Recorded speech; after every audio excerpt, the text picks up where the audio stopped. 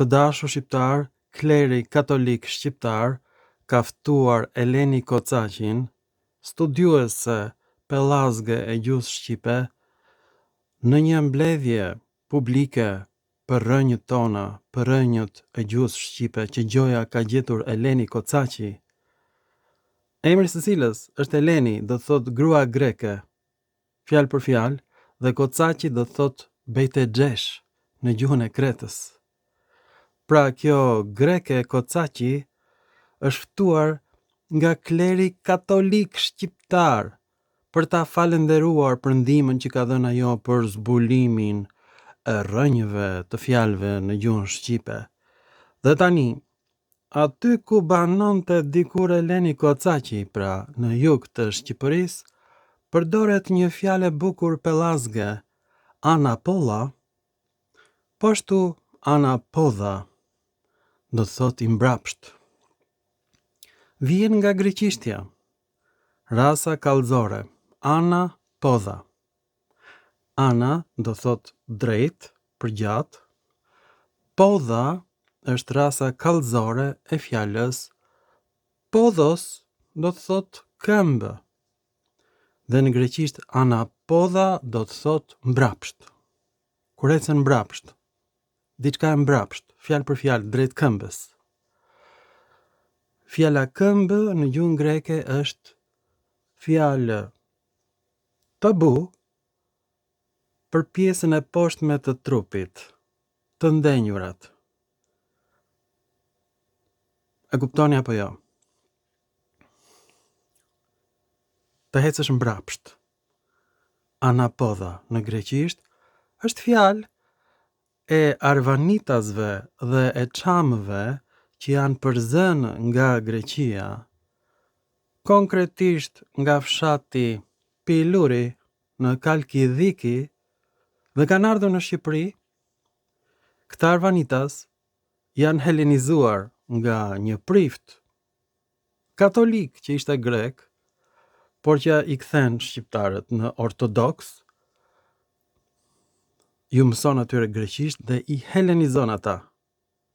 Neofitos Rodhinos. Këta janë pellazgët të dashur shqiptar.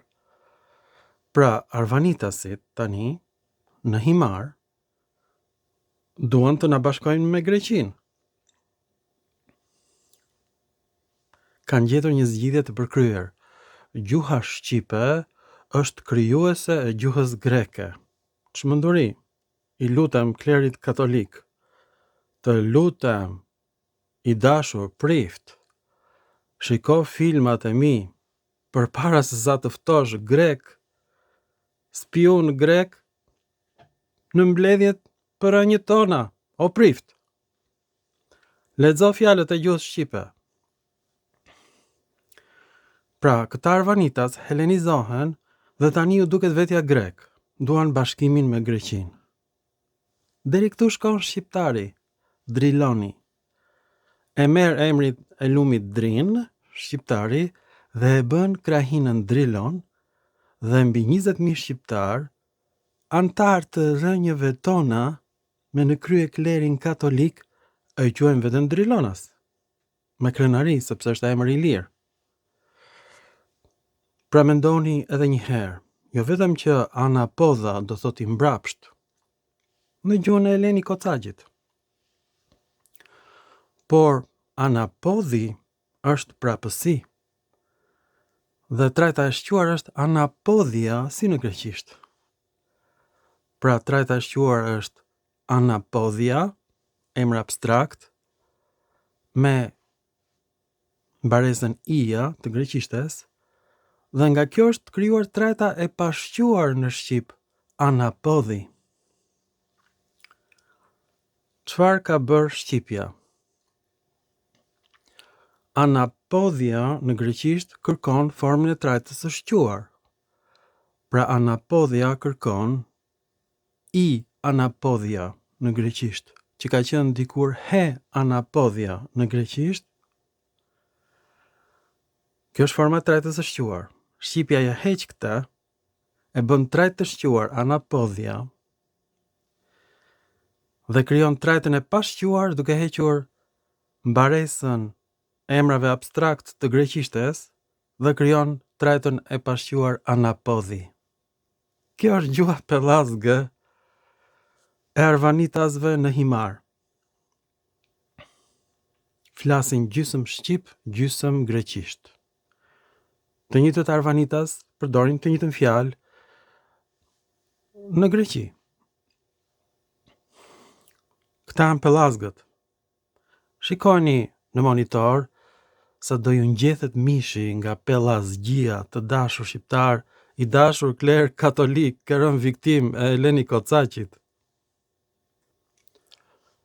I bëj thirrje klerit katolik, klerit musliman të largohen nga çdo lloj lidhje me klerin ortodoks. Për rrezikun e madh që përfaqëson feja ortodokse për helenizimin e shqiptarëve. Janë bërë 1 milion shqiptar në Greqi, grek. Me idenë se gjuha shqipe ka krijuar gjuhën pellazgë. Siç e shikoni në monitor, anapodha, fjalë për fjalë, do të thotë mbrapsht. Është ndajfolje në greqisht. Por është bërë në gjuhën shqipe, edhe në gjuhën greke emër abstrakt, anapodhia. Në shqip ka dhënë dhe kuptimin anapolla. Pra dhëja është bërë l në gjuhën shqipe. Është huazim nga gjuha greke. Vjen nga greqishtja lashtë, ana do të thotë përgjat dhe podha këmba ose të ndenjurat. Fjalë për fjalë është një fjalë tabu. Ta shikojmë? Të dashur shqiptar, kjo që shikoni në monitor është e frikshme sepse rasa kallëzore e fjalës këmba në greqisht është ton, podha. Dhe shqiptarët e kanë hequr pjesën e trajtës së shquar ton, podha dhe e kanë bashkuar me ndajfoljen ana, që do thotë drejt. Në drejtim të, pra në drejtim të këmbës. Është një fjalë e përngjitur në gjuhën arvanitase dhe është edhe në greqisht, por vjen nga greqishtja e lashtë. Pra çfarë bën gjuha shqipe? Rrezon format e trajtës së shquar, kjo është dialekti epik ose dialekti i lirishtes, dhe merr parafjalën ana dhe ja shton rasës kallëzore të fjalës këmba, podha, dhe krijon fjalën anapodha, do thotë mbrapsht, edhe në greqisht, edhe në gjuhën e arvanitasve. Kjo është gjuha pellazgë, i dashur kleri katolik.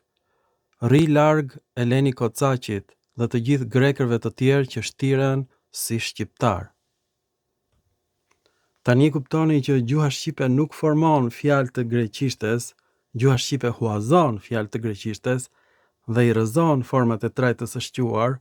Ky është dialekti epik i lirishtes i zbuluar nga unë krejt rastësisht, në pllaka të gjetura në Shkodër, në Dalmaci, madje edhe në Marseille, në Francë, gjeta lembos, pa formën e trajtës së shquar, në rasën kallëzore, lembon, që do të thotë varkën në gjuhën ilire, dhe ilirët flisin greqisht, dialektin epik. Kjo është edhe gjuha e arvanitasve. Marrin fjalë greke me formën e trajtës së shquar ton, podha, ja heqin formën e trajtës së shquar ton, lën vetëm rasën kallëzore podha të këmbës, shtojnë në fjalën ana, që është dhe në shqip, ana, dhe Jokli mendonte që është fjalë ilire, është fjalë greke, ana, dhe anash e do të thotë përgjat. Anas lumejnve e fanoli që e kam rezituar unë dhe kam marrë deri tani mbi 15.000 shikime. Në një faqe të internetit do ta gjeni me emrin tim, Anës Lumejnve. Dhe vjen nga fjala ana e greqishtes, që se di njeri, Jokli, thoshtë është fjalë e bukur ilire, ana. Është fjalë greke, do thot përgjat, Lumejnve. Edhe këtu ka kuptimin përgjat drejtimit deri te këmba. Ana podha. Këtë bën gjuha arvanitase, e ilirizon greqishten. Kjo është gjuha ilire. greqishte ku emrat dalin pa formën e trajtës së shquar. E kuptoni çfarë është gjuha pelazge ose gjuha ilire? Fjalë greke pa formën e trajtës së shquar. Anapodha është bërë anapodia me formën e trajtës së shquar I në greqisht.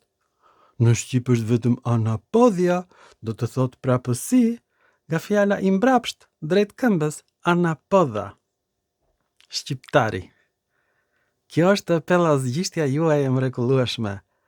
Tani do ma jepni diplomën apo jo, apo do mbani Eleni Kocaqin. Miru pafshim në filma të tjerë shkencor. Anapodha, Anapollaç, Napolli në shqiptarëve pellazgjia Napolli.